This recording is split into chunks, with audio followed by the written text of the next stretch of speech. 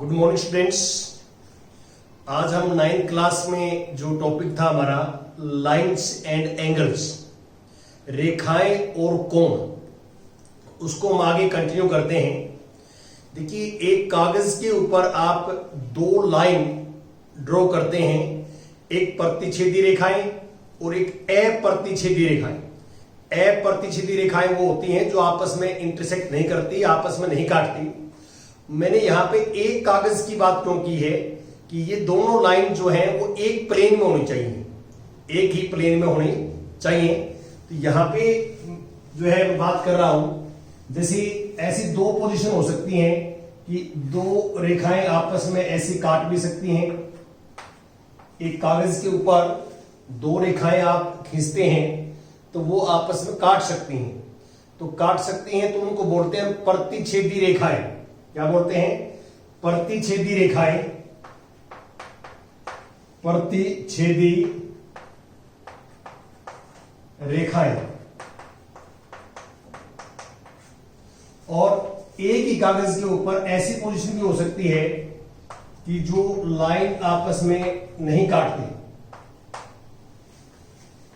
तो इनको बोलते हैं अप्रतिच्छेदी रेखाएं। क्या बोलते हैं? अप्रतिच्छेदी छेदी या समांतर रेखाएं। देखो, मैंने आपको पीछे बताया है कि समानांतर रेखाएं कौन सी होती हैं। हम इस पे कोई बिंदु लें, उस पर लंब डाल दें, ये इस पे कोई बिंदु लें, उस पर लंब डाल दें, तो ये हमेशा बराबर रहता है। दोनों रेखाओं के बीच की दूरी जो है हमेशा बराबर रहती है। तो दोनों रेखाओं के बीच की दूरी यदि बराबर रहती है तो उनको बोलते हैं हम अप्रतिच्छेदी रेखाएं या समानांतर रेखाएं। ये हम पढ़ चुके हैं। और एक चीज का आपने ध्यान रखना है कि दो लाइनें एक कागज के ऊपर जो है दो पोजीशन हो सकती हैं, या तो वो आपस में काटेगी और या वो जो है समानांतर होगी। तीसरी पोजीशन ये हो सकती है, लाइन के ऊपर लाइन आ सकती है, संपाती जिसको आप कहते हैं। लाइन के ऊपर लाइन आएगी तो दोनों लाइन आपस में प्रत्येक पॉइंट पे काटती है, तो प्रत्येक पॉइंट पे काटती है। और यहां सिर्फ एक पॉइंट पे काटती है। इनका एक उभयनिष्ठ बिंदु है, कॉमन, देख रहे हैं आप, और इनमें आपस में नहीं काटती। तो ये अप्रतिच्छेदी रेखाएं होती हैं। ये जो है इसके अंदर जो है टॉपिक है जो आपने देखना है अपनी बुक्स में। इसके बाद आता है कोणों के युगम। देखिए, मैंने आपको प्रीवियस लेक्चर्स के अंदर बताया है कि आसन कोण जो है कैसे होते हैं, और रेखिक युगम जो है, कोणों का रेखिक युगम कैसा होता है, ये हम ऑलरेडी डिस्कस कर चुके हैं। उसी के ऊपर बेस्ड ये आज का टॉपिक है हमारा। अब मैं जो है यहां पे बात कर रहा हूं आपसे कि एक अभिघृत 6.1 है। अभिघृत, यदि एक किरण एक रेखा पर खड़ी हो, देखिए ये रेखा है, ये रेखा है। रेखा के बारे में आपको पता है कि रेखा को दोनों तरफ से अनिश्चित जो है बढ़ा जा सकता है। रेखा सीधी होती है, यह मान के चलते हैं कि रेखा सीधी होती है और रेखा को दोनों तरफ से अनिश्चित जो है बढ़ा जा सकता है, इंडेफिनिटली जो है इंक्रीज किया जा सकता है। अब ये जो किरण है, ये किरण क्यों है? क्योंकि इसका जो ये बिंदु है ये फिक्स बिंदु है, अंत बिंदु है, और आगे जो है चलता रहेगा। तो किसी रेखा पर एक किरण खड़ी है, ये लिखा है इसके अंदर, किसी रेखा पर एक किरण खड़ी हो तो इस प्रकार बने दोनों आसन कोणों का योग 180 होता है। तो आसन कोण क्यों है ये? देखिए, ये जो किरण है ये 1 नंबर कोण में भी आएगी, और ये किरण जो है ये 2 नंबर में कोण में भी आएगी। दो कोणों में यदि एक किरण या एक आरंभ कोण की या एक कोण की भुजा भी कहते हैं इसको, कॉमन हो, उभयनिष्ठ हो, तो दोनों कोणों को हम बोलते हैं आसन कोण। ये मैंने कल के लेक्चर में बताया था आपको कि दो कोणों में यदि एक कॉमन जो है उनकी भुजा हो, कोणों की एक कॉमन भुजा हो, एक उभयनिष्ठ भुजा हो, तो उन दोनों कोणों को हम बोलते हैं आसन कोण। तो 1 और 2 के अंदर ये किरण जो है कॉमन है, दोनों की उभयनिष्ठ है, तो 1 और 2 आसन कोण है। यदि ये सीधी रेखा है तो कल मैंने बताया था कि पूरा जो कोण है वो रिजु कोण है, जिसको आप स्ट्रेट एंगल बोलते हैं। 180 डिग्री, तो ये लिखा है कि 180 होता है। तो ये मैंने यहां लिख भी दिया कि आप डायग्राम से देख सकते हैं कोण 1 जमा में कोण 2 180 डिग्री होता है। अब इसका उल्टा विलोम, इसका विलोम भी एक अभिवृत्त है। विलोम का मीनिंग क्या है? उल्टा हो जाएगा, इसका रिवर्स हो जाएगा। अभिवृत्त 6.2, यदि दो आसन कोणों का योग 180 है, यदि दो कोणों का योग 180 है तो एक किरण रेखा के ऊपर खड़ी होती है, एक किरण रेखा पर खड़ी होती है। ये बिल्कुल ऊपर वाले का रिवर्स होगा और इसको हम ऐसे कह सकते हैं, अर्थात ए उभयनिष्ठ भुजाएं एक ही रेखा में होगी। देखो ये जो भुजा है ये कोण 1 और कोण 2 की उभयनिष्ठ भुजा है, लेकिन ये जो किरण है और ये किरण जो है ये उभयनिष्ठ। उभयनिष्ठ का मीनिंग क्या है कि ये कॉमन नहीं होंगी, कॉमन नहीं है, तो इसलिए उभयनिष्ठ भुजाएं एक ही रेखा होंगी। तो उभयनिष्ठ जो है किरण, एक तो ये है, एक ये और एक ये है। जो उभयनिष्ठ भुजाएं हैं ये कोण की तो भुजाएं बोलते हैं, हम इनको कोण की भुजाएं बोलते हैं। और मैंने कल बताया भी था ये आर्म्स ऑफ एंगल होती हैं। तो कोण की एक भुजा ये है और एक ये भुजा है, ये 1 और 2 कोण की कॉमन नहीं है, तो इसलिए इनको बोलते हैं उभयनिष्ठ भुजाएं। उभयनिष्ठ भुजाएं एक सीधी रेखा पर होती हैं, ये कहता है। तो ये अभिवृत्त 6.1 और अभिवृत्त 6.2 ये आपस में एक दूसरे के विलोम है, एक दूसरे के विलोम है। तो अब मैं आगे चलता हूं कि इन अभिवृत्तों को आपस में दोनों को मिला दें तो उसको बोलते हैं रेखिक युग्म अभिवृत्त। देखिए जो इन दोनों का रिजल्ट है, दोनों का रिजल्ट से हम क्या है कि एक लिखते हैं रेखिक युग्म अभिवृत्त।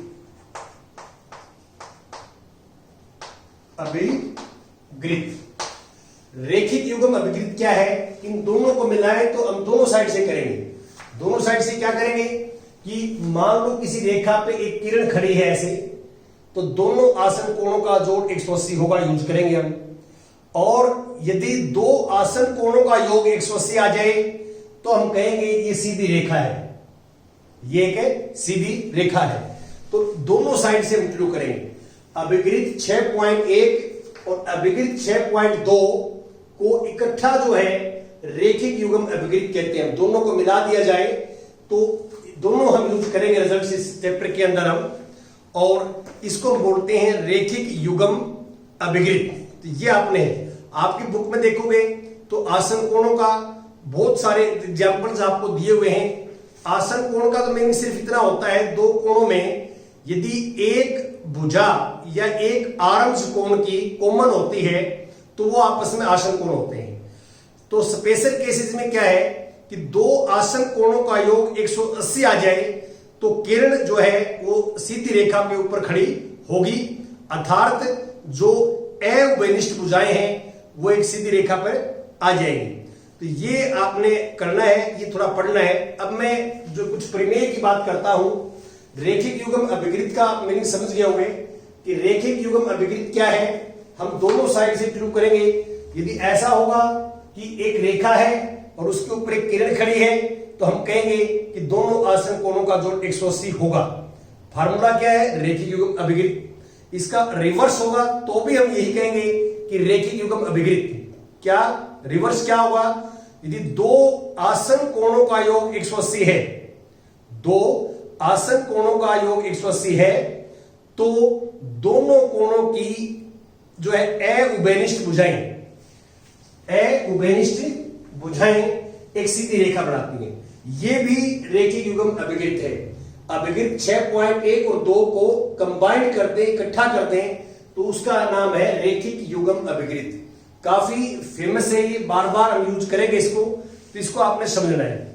नाउ प्रमेय 6.1 देखो, मैं यहां प्रमेय 6.1 की बात करता हूं आपसे। 6.1 इन चैप्टर्स के अंदर जो प्रमेय हैं वो मोस्ट इंपोर्टेंट होती हैं, एग्जाम के अंदर आती हैं, ऐसे नहीं है। और इनके जो रिजल्ट्स हैं वो हम क्वेश्चन में यूज करते हैं। ये फॉर्मूले हैं, इनके जो रिजल्ट्स हैं वो फॉर्मूले हैं। देखिए, यदि दो रेखाएं परस्पर प्रतिच्छेद करती हैं तो शीर्षाभिमुख कोण बराबर होते हैं।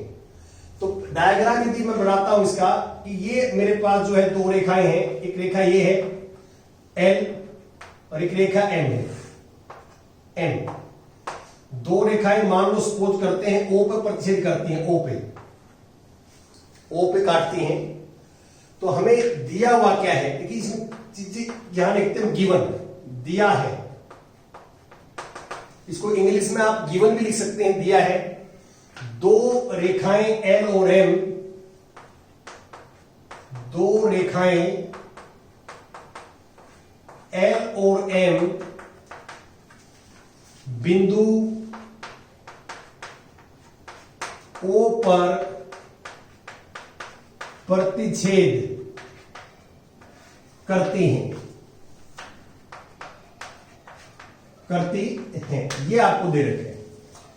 अब सिद्ध क्या करना है, हमें करके क्या दिखाना है, सिद्ध करना है, सिद्ध करना है। देखिए मैं इसको कोण 1 मान लेता हूं, इसको कोण 2 मान लेता हूं, इसको कोण 3 मान लेता हूं, इसको कोण 4 मान लेता हूं। ये कोणों के निकनेम हैं, इनको जो है छोटा करके लिख दिया, जल्दी टाइम बच जाए हमारा। कोण 1 हमने सिद्ध करना है कि कोण 1 बराबर है कोण 3 और कोण 2 बराबर है कोण 4, ये सिद्ध करना है। अब इसके अंदर प्रमाण होता प्रूफ, प्रूफ करेंगे। यहां ध्यान से देखिए, मैं ये लिखता हूं कोण 1 जमा में कोण 2। आप देख सकते हैं कि ये सीधी रेखा है L, इसके ऊपर ये किरण खड़ी है। तो सीधी रेखा पे कोई किरण खड़ी हो तो आसन कोणों का योग 180 होता है। 180 डिग्री कहां से आया, इनमें कारण लिखते हैं आगे, जो भी लाइन लिखेंगे ब्रैकेट में, जैसे मैं लिख रहा हूं कारण रीजन लिखते हैं, रेखिक युगम अभिगृत, रेखिक युगम अभिगृत, इससे आया। अब ध्यान से देखें कि कोण 2 जमा में कोण 3 बराबर है 180 डिग्री। क्यों, क्योंकि ये भी एक सीधी रेखा है और ये किरण खड़ी है, इसके ऊपर किरण खड़ी है, तो 2 और 3 भी आसन कोण है। तो आपका फार्मूला ऊपर लिखा हुआ है, तो ये भी क्या है, क्योंकि रेखिक युगम अभिगृत, ये फार्मूला है। तो अब ध्यान से थोड़ा सा देखिए आप कि कोण 1 में 2 जोड़ते हैं तो भी 180 आता है। कोण 1 निकालें यहां से तो क्या आएगा, कोण 1 यहां से, कोण 1 यहां से निकालेंगे तो कोण 2 को साइड में ले जाओ, 180 डिग्री माइनस कोण 2, और यहां से कोण 3 निकालिए आप तो 2 को साइड में ले जाओ, तो कोण 3 आएगा 180 डिग्री माइनस कोण जो है 2। तो जो पहला था उससे मैंने कोण 1 निकाल लिया, और जो दूसरी इक्वेशन थी उससे कोण मैंने 3 निकाल लिया। तो कोण 1 किसके बराबर आया, 180 डिग्री माइनस कोण 2, और कोण 3 भी किसके बराबर है, 180 डिग्री माइनस कोण 2। तो ये आपको पता है कि ये दोनों सेम हैं, ये और ये सेम है, तो इसलिए हम कह सकते हैं कि कोण 1 बराबर है कोण 3, कोण 1 बराबर है कोण 3, 1 और 3 बराबर है, क्योंकि बराबर हो गए ना, ये राइट और राइट बराबर है, ये कोण 3 के बराबर है, ये कोण 1 के बराबर है, और ये दोनों सेम है, तो 1 और 3 भी क्या होंगे, बराबर होंगे। अब हमने करना है कोण 2 बराबर है कोण 4, ये दोबारा रिपीट नहीं करना प्रोसीजर, इसमें आपने लिखना है इसी प्रकार हम सिद्ध करते हैं 2 बराबर है कोण 4।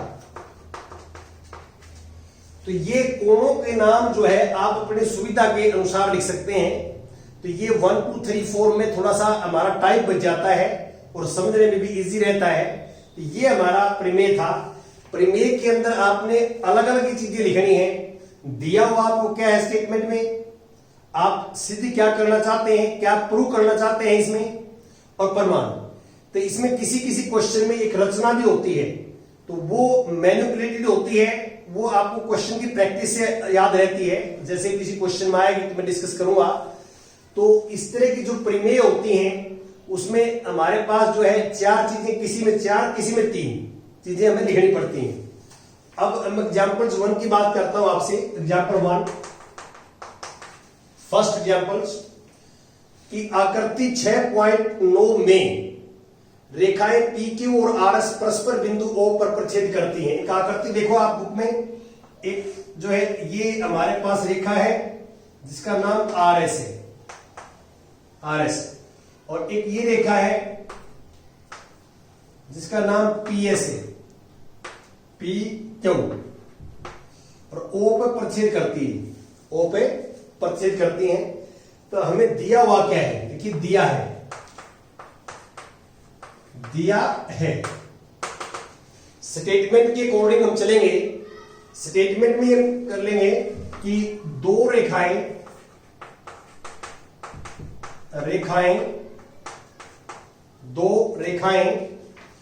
पी क्यू और आर एस, डायग्राम भी देख सकते हैं, पी क्यू और आर एस बिंदु ओ पर प्रतिच्छेद करती हैं,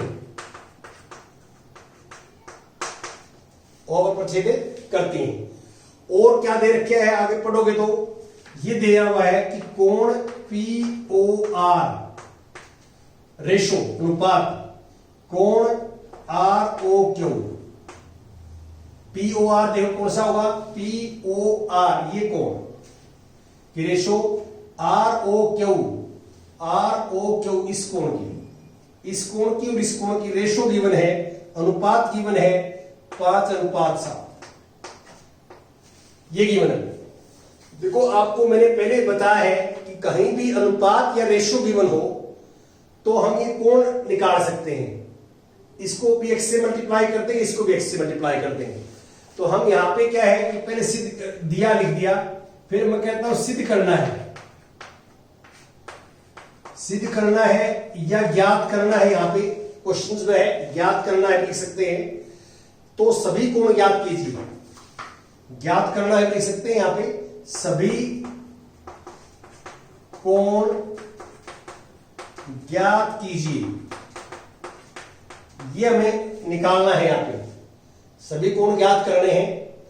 अब इसका प्रमाण या हल, देखो जब प्रमेय लिखते हैं हम, प्रमेय वहां तो प्रमाण आएगा, और जो क्वेश्चन होता है जिसमें हम प्रमेय यूज करते हैं वहां हल भी लिख सकते हैं, प्रमाण में भी कोई गलती नहीं है, प्रमाण भी लिख सकते हैं यहां पे, या हल इसका हम कर रहे हैं। ठीक है, अब यहां पे ध्यान से देखिए कि इन दोनों कोणों की आपको अनुपात दिया हुआ है। तो कभी भी हमारे को गणित में अनुपात होता है, दो चीजों का या तीन चीजों का अनुपात है, तो हम ये मानते हैं, मान लो जो पहला कोण है, कोण पी ओ आर, वो 5x मान लिया, और कोण जो है आर ओ क्यू जो है वो 7x मान लिया, 5x और 7x। अब ये कोण हो गया मेरे पास 5x है, ये हो गया 7x। आप इनका अनुपात निकालोगे तो 5x बटे 7x, x से x कट जाएगा और अनुपात 5:7 ही रह जाएगा। अब आप ये सीधी रेखा है, देख सकते हैं सीधी रेखा, और ये एक किरण खड़ी है इसके ऊपर, तो 5x और 7x आसन कोण है, और रेखिक युग्म अभिकृत कहता है कि इनका जोड़ 180 होगा। तो कोण 5x जमा में 7x बराबर है 180 डिग्री, क्योंकि रेखिक युग्म अभिकृत, ये लिख देंगे आप। कारण आपने जरूर लिखना है आगे कि क्यों लिखा है। तो ये 12x हो जाएगा, 7 और 5 12x बराबर है 180 डिग्री, और x हो जाएगा 180 डिग्री भाग में 12, 12 1 12 6 12 5 60, तो ये x आ जाएगा 15 डिग्री।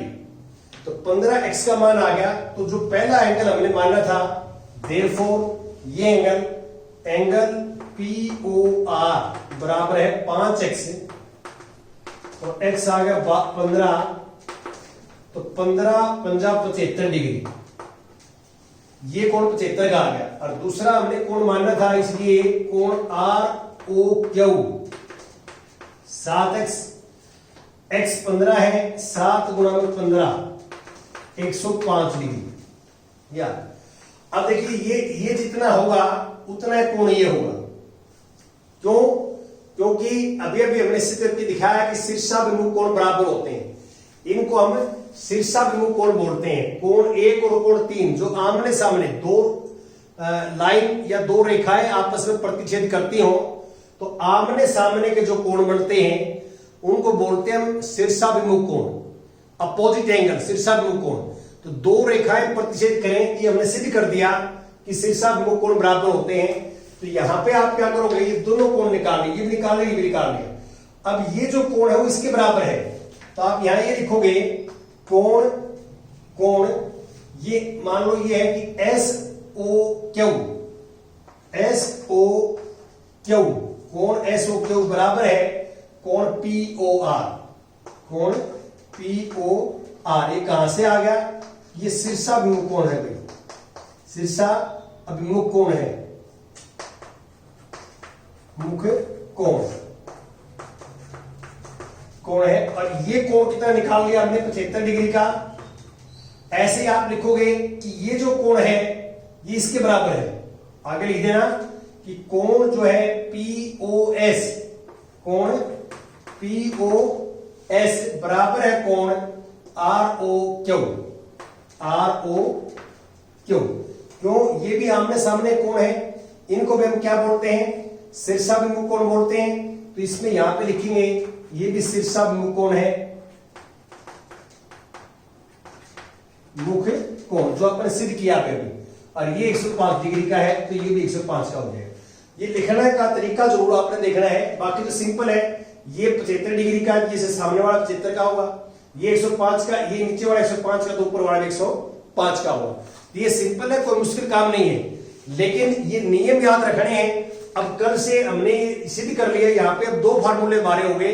एक तो रेखिक युग्म अभिकृत, रेखिक युग्म अभिकृत आपने याद करना है।